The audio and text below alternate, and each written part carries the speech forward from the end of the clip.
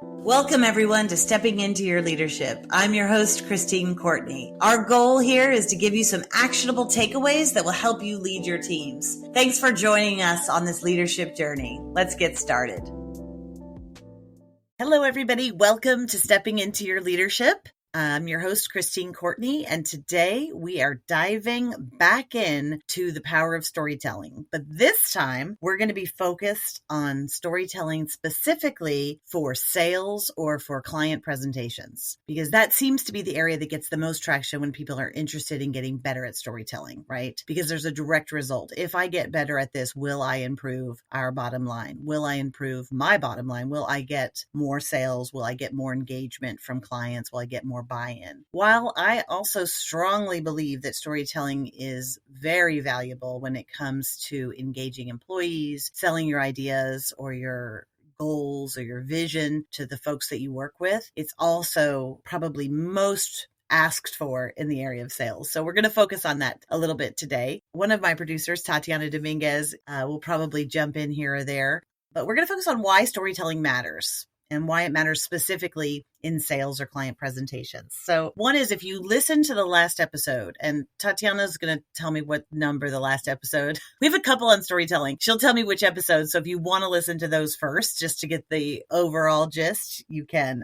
I strongly encourage it. They're great. But why storytelling matters in sales is that probably the first and foremost thing, and we've said this before, but it's Jennifer Aker out of Stanford University says it is 22 times more powerful than data alone. So it doesn't mean you don't give your data, because salespeople and companies love their data. They love to say, we've changed people this much, or if you sign up for our programs, or if you take our products, this is how much more value you'll get.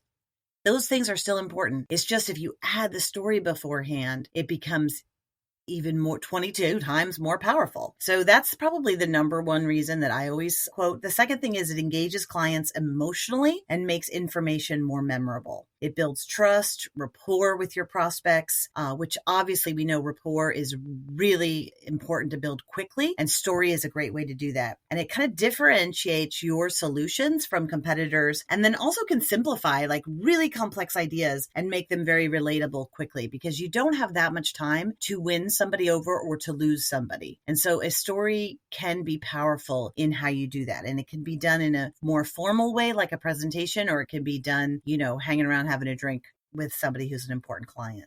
I'll tell you a story, because this is a storytelling one. It seems like it. But we try to talk to people all the time about how your managers or your up and coming managers need leadership training, right? And that can be a tough sell, because a lot of times people who run their departments or run businesses learned it on their own the hard way. And they believe in their heart that everybody kind of can learn that way. And sure, some people can, but it can be done a lot faster and easier if they have some sort of training on it. So I find myself constantly in the position of convincing people, like, why make it so difficult for them? These folks that are up and coming leaders in your organization, you should invest in and give them some sort of training to make it easier for them, but to make it easier on all the other employees that they deal with as they move up the ladder. And one of the things we work on with them is emotional intelligence. And some people will say, well, why is that important to learn? Like, what does that actually mean? Can you learn that? Aren't you just born with it? And I will say that it is absolutely critical in terms of being able to self-reflect. And one of the things that happened to me years ago, we were under investigation. Imagine, like, so scary, under investigation. And the city, the Department of Investigations came and had to pull us in, and we had to go through an interview with their lawyers. And I had to do it because I was the person in charge of these programs. And while I knew that we had done nothing wrong, I still get incredibly nervous around authority figures. Like, you take me to jury duty and I start crying as soon as I have to go up in front of the judge. Even though I am not the person on trial, I'm just in, voir dire. I feel guilty. Like, I immediately get nervous around authority. I don't know what happens. I'm like, become a 7-year-old girl again. But so I'm going up in this to talk to these lawyers with the city, with the Department of Investigations. And I'm nervous as heck, as if I was so guilty, and I wasn't, but I could feel my heart racing. I could feel my brain going. And at this point, I was not running the company, but I thought, I'm the one who has to hold everybody on my back here. And while I had a lot of responsibility at the company, it fell on my shoulders to handle this particular issue. And it was a lot, right? And I could feel when I was in there how nervous I was getting. I was sweating. I thought, my God, I probably seemed so guilty. Like I'm practically crying at her questions. And so I just could feel, as I could feel my heart racing, I thought to myself, okay, Christine, this is exactly what we teach. This is not the moment that you should be engaged in this conversation when this is happening all inside of my body. And so I just said, can I use the restroom real quick? And she said, sure. And I left and I went into the restroom of this like city building. I checked underneath all the stalls really quickly. Nobody was in there. And I quickly did like 10 jumping jacks to get the nerves out of my body. And I took 5 deep breaths, just like we teach when we do the emotional intelligence work. I took 5 deep breaths. I looked myself in the mirror like I've never looked in the mirror. And I was like, you've got this. You know what you're doing. You're a good person. You did nothing wrong. Just breathe and go back in there. And I took a deep breath again, let out a big sigh. I could feel my heart rate coming back down. I thought, okay, I'm ready. And I went back in there and I was focused and I was clear-headed. I was calmer. And then I handled that meeting. And then all of a sudden, these months of investigation was over. And she was like, thank you very much. And the next day we got notice that the case had been dropped.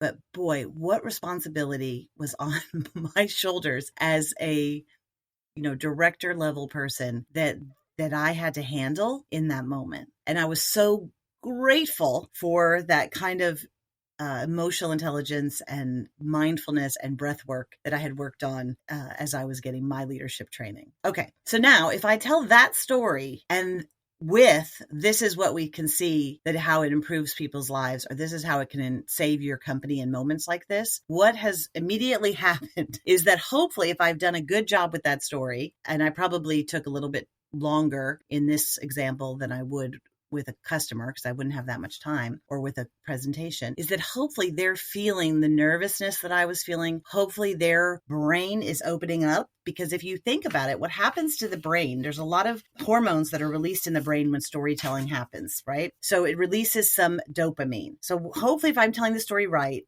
you're getting a little dopamine hit where it enhances focus and emotional connection to me. So now you are one with me as if this was your story. And now we are on the same side of the table looking at this nervousness of this situation that I was in, and then going to the bathroom, right? And having to check under the stalls. Like people know that moment of like, oh, am I alone? Can I have this moment alone? And it creates this shared experience between me and hopefully the person that I'm talking to, and releases a little bit of oxytocin. And that oxytocin hormone helps build trust and empathy between us. It's a trust hormone that is released during storytelling. So because I'm telling you of a vulnerable moment for me, not one where I was awesome and everything went well, but a vulnerable moment for me where I had to overcome something, you now feel that, and you create, because you're human, you create some oxytocin release that makes you want to trust and listen to me. So now when I start to talk to you about how important it is to train all of your leadership so that if they ever get in any situation, they can handle it in a calm, focused way, that's much more powerful than if I just tried to convince you of that fact without that story.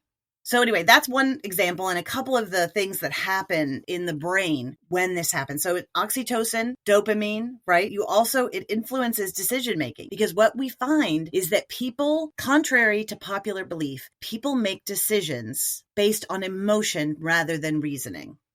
Let me say that again. People make decisions based on emotion rather than reasoning. So we think we do it the opposite way. We think that we make decisions on reasoning, but that is not true. They hooked up people to fMRI machines, and they could see the moment of decision comes way deeper in the brain, in the emotional centers, where they want to buy this based on something emotional. And then we use reasoning or our prefrontal cortex to make ourselves feel good about that decision. So we make the decision, and then we have to find the data or the practicality, like this is the right cost, or they have the right research behind them, or they've worked with the right other clients that are similar to ours. That reasoning helps us feel better about the decision that we've already made in our gut.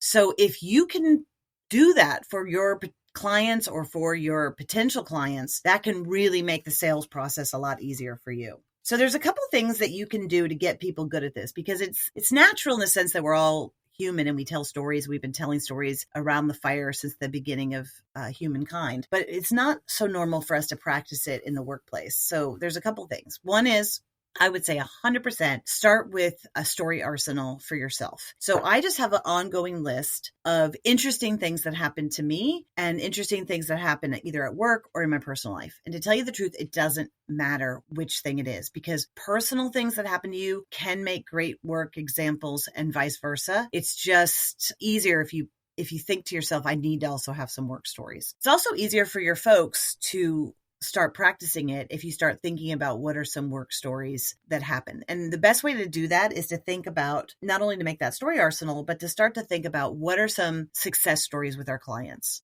Who are the clients that have made change because of our product or service? And can I tell their story? So instead of making you or your company the focus of that story, rather make them the hero. So one of the most famous kind of archetypes in storytelling is the hero's journey. Right? A hero's journey means that there's some sort of pain point that this hero overcomes to some extent. And so with a hero's journey story with your clients, you want to tell the story about your client or your client's company by identifying kind of their pain point, describing the challenge that they faced. And then when it comes to the solution, you could explain how your product or service helped them in their journey, right? And then you could show the results and the impact of that. But really, it still has to be focused on them, and you're exalting them and how proud you are to have them as a partner because they overcame this. And you were one part of creating value for them that made this easier, because who's ever listening to it is putting themselves in the position of that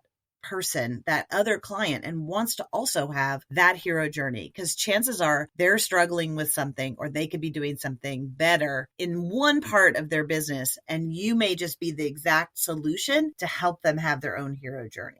Right? So one of the things you can do is not only have not only your salespeople, but everybody start to have a story arsenal of things, of their own stuff that happens, but also their clients. What do you start to notice with your clients? At your weekly meetings, and I hope you're having either weekly one-on-ones or you're having a weekly sales meeting, or maybe it's a monthly sales meeting, whatever those meetings are, you have some point in it where people are sharing client stories so that they don't always have to have their own client story, but I may borrow from somebody else's client story if I hear it. So even if you have folks that are your kind of hunter salespeople that are out there getting the leads, garnering the leads, finding the captures, you also have your typical farmer salespeople that are really working the accounts all the time. And those farmers tend to see the changes and the struggles that your clients are going through. And they are the perfect people to call this information from. So you want to have meetings where all those people are together, not only your typical hunter kind of salespeople, but also the people that are your account managers and so forth that are sharing stories of success, because then they can borrow from each other those really good stories. The other thing that'll happen is as you have your folks share their stories in a very comfortable way with each other, they start to get better at it. And you start to make them do it in 1 minute or less, or we're going to do a 2 minute or less story, and we'll just whip around and everybody will share one. And so then there's no pressure for this to be like the perfect story. It's just that every week there has to be something that people are sharing. And if they don't have something that happened to them this week, then they can go backwards in time, but they should be starting to be observant and notice what's happening with their clients. If they don't know those things, they can start with the clients that love them, that love the service, that love the product, and say with a couple of questions about why this is working for you. What have you had to overcome? What has been your struggle? And why does this provide value or help? And then those clients will start to give you that story. And if it's really good, you could say to them, do you mind if I just film you on my camera? I would love to include this in a testimonial, either on our website or a case study that we can use down the line. And if you want, I can change your name and I can change your company's name, but I'd love to get these insights. And you'd be surprised at how many people, if they have a real partnership with you and your company, will want to provide that for you because they also feel good about what they've overcome. So that's one thing that you can do. If you're doing a presentation in presentation form, just be sure you don't have a lot of words, because words equal data, right? They're important, but they can overwhelm our brains and we kind of tune out. So think about what's my story that I could potentially tell, and then have some photos. Always use photos, even if they're stock images. It just allows people to imagine people in this situation. If you have your own photos, even better, because nothing will take a person out of a sales presentation than the fact that they saw that same stock photo in the last 3 presentations that came up in their office. And then they're like, oh my God, I just saw that. And now they're not listening to what you have to say. So if you can show that, new pictures of your own, even better. If you have pictures of the client and the client's people, even better. So like if we go in and do a workshop session with some company, when I'm going to send them a proposal next time, if I have pictures of them, I'm going to use that in the proposal rather than the normal pictures we use in the proposal. Because immediately then that proposal that they're not going to see me tell it, I'm just sending them, they've just asked me to send it to them. I've sent them some pictures throughout that are them and their teams engaged or having fun or learning something. And that brings back an emotional connection to us. It's a little bit of oxytocin, right? That goes, oh, right, I remember that time. That was nice. And their emotional center is now engaged, not just their reasoning. And that's what you want to have. You want to have some emotional connection, like, oh, right, I remember when my team had that much fun. I want to give that to them again. Let me call Christine and see if they can come in and do something for us. You know what I mean? So that's the kind of example that can work. That's just a photograph even, but photographs are very powerful.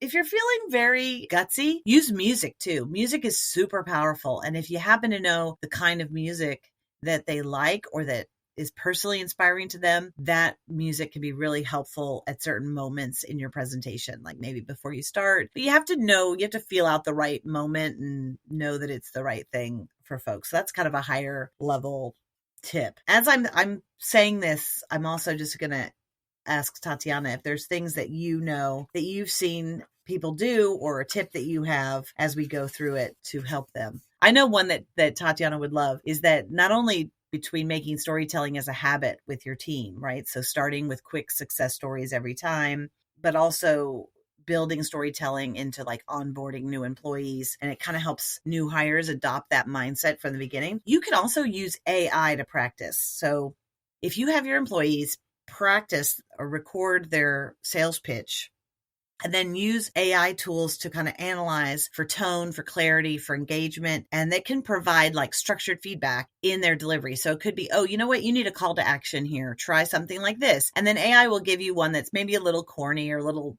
staid. So you can make it better, but you'll know like, oh, okay, I need a call to action. I forgot one, or I need a hook here. And this AI can actually give you some suggestions onto that. But what also happens is then you have an arsenal in your AI tools of stories. So if you say to them, I can't remember, I need a story that helps pitch this. Do you remember one that I've used before? Chances are it'll come up with that, right? If you're interested in this, we have a storytelling playbook for sales and client presentations that I find really helpful. I reference it all the time when not only are we doing things, but we're training other people on how to do things. It's full of tips and techniques and things you can try with your team. So if you're interested in that, in the episode notes, we will have a link where you can go to and download that storytelling playbook. All right. So I think I went over those were some ideas of what happens in the brain, right? Remember, if you want to leverage it, think about imagery, emotion, adding a little tension. You want to have a relatable protagonist. So you don't want somebody that's just perfect, right? That's why even in the little story that I shared, I explained my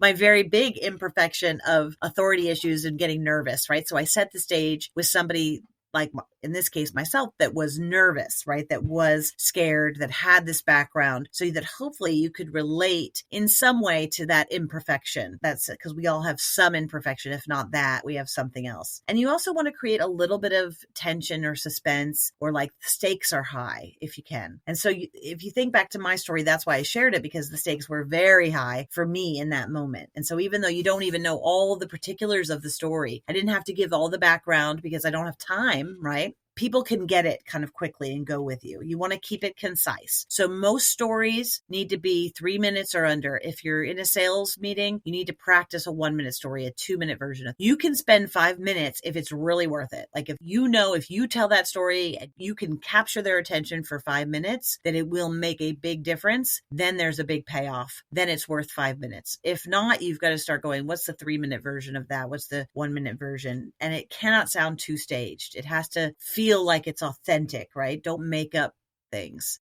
Figure out how to, you might have to embellish here or there But it needs to be real. It needs to be authentic. And you want to help the audience visualize what that feels like. You really focus not just on thinking, but on the feelings, because again, they make decisions based on feeling and emotion first. So that's what you want to focus on. You also want to adapt it to the audience. So think about where the audience is, who the audience is, and that will also help, because you want to, if you're selling to a certain kind of client, you want to give examples that are in that client's world. It'll make it a lot easier for you to be relatable. So that's why you're not going to have all the stories to use. I need to use sometimes Tatiana's stories or other folks who I work with. I need to hear their stories and be able to share their stories as well. That's why doing those story huddles or quick story whip arounds can be really helpful for an organization.